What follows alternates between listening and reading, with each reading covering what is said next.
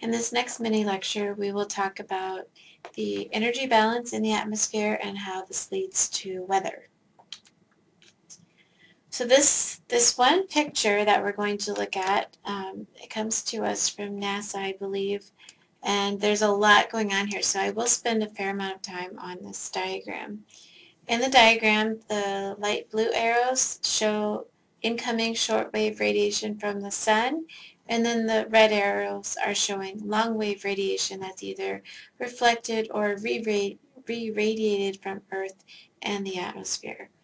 So the numbers here associated with the blue arrows that's coming in from the sun, this is easier to explain because you start with 100%. So 100% of incoming radiation is coming from the sun. And then of this, all of these numbers then will add up to 100. So 23% of the incoming radiation is reflected by the clouds, and it never really comes in to Earth's surface. So it gets reflected back out, and so those UV waves are not coming in.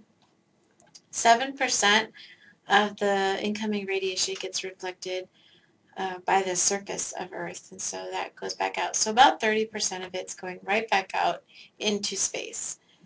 Of the other 70%, 19% of incoming radiation gets absorbed by our atmosphere.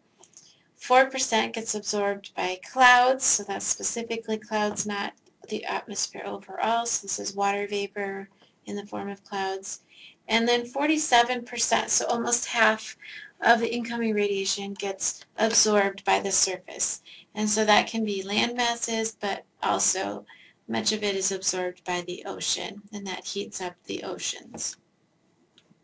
Okay, so that's the radiation that's coming in. Now let's talk about the radiation that's being cycled and sent back out into space. So our surface absorbs, and these numbers are not going to add up to 100 because there is cycling going on. And so some of that same energy is getting cycled back into Earth's atmosphere and back to the surface, and so the numbers are going to add up to more than 100. And again, we're talking about long-wave radiation now.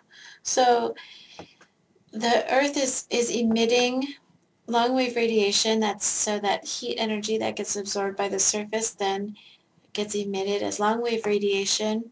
Of the radiation that's emitted, 12 units get emitted directly back into space from the surface. So from the heated up surface, it's emitting that long-wave radiation. Some radiation is also emitted directly from clouds. We talked about clouds absorb radiation, and then they emit long-wave radiation.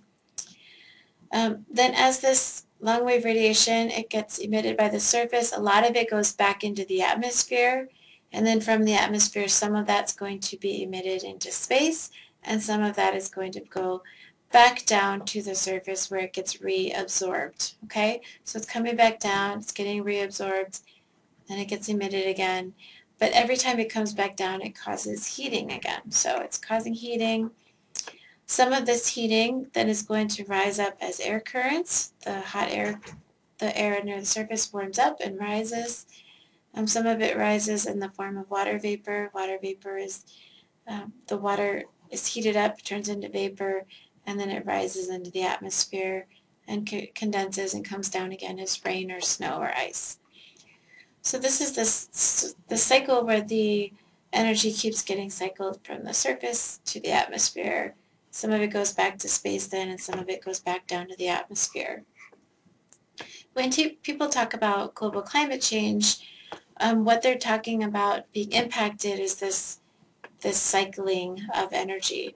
So, and it's also impacting how much of our energy of the incoming radiation gets reflected by our surface. So basically, as we have more gases in the atmosphere that can hold on to heat energy, more of that heat energy hangs around in the atmosphere and gets re-emitted back to the surface. And so it's increasing the amount of time that energy stays in our atmosphere and heats up the air, the oceans, the water, the land surfaces, all of that.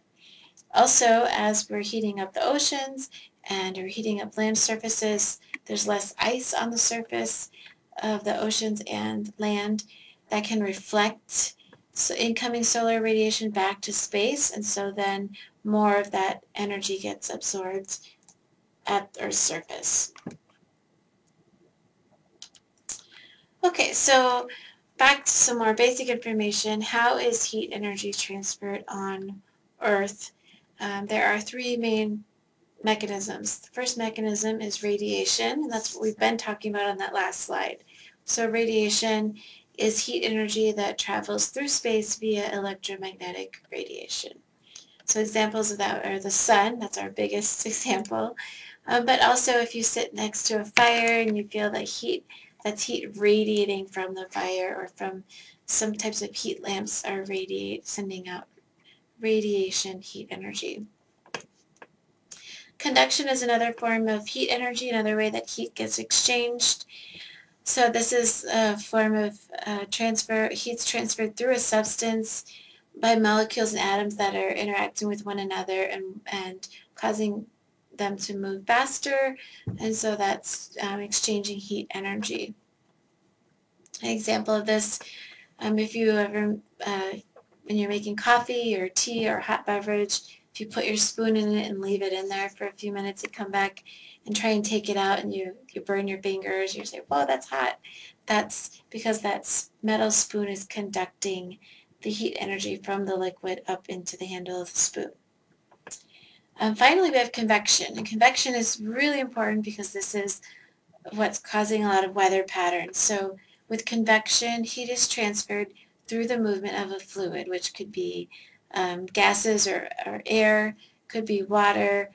You could even think of it in terms of melted rocks. So all of those transfer heat by moving fluids. So an example of this, if you've ever seen a convection oven, that's an oven that blows hot air over food, and that speeds up the baking process. In terms of our Earth, in the atmosphere, air, we said, gets heated near the surface of the Earth because of all that heat, that radiation that's absorbed by the surface of Earth. And then the air gets warm and then it rises up, and that causes convection. So that's a big cause of weather patterns and mixing of air masses. So what is the main source of weather on Earth? Of course, it's solar energy. The sun powers everything. And so the sun's energy is causing the air to heat differentially in our atmosphere, and that causes mixing of air masses. The sun also drives the water cycle. So the sun is causing air to heat differently. So for example, the land surface absorbs heat energy and emits it more quickly than the oceans, and so air is going to warm up more quickly over land masses than over water, and that's going to cause mixing of air masses. Okay, so in addition to heating air masses, we said the solar energy also heats water, and this is what drives the water cycle, and we will talk about that more in the water module than we will in this module. But the take-home message here is that the movement of water vapor and air, which is caused by the sun, leads to weather.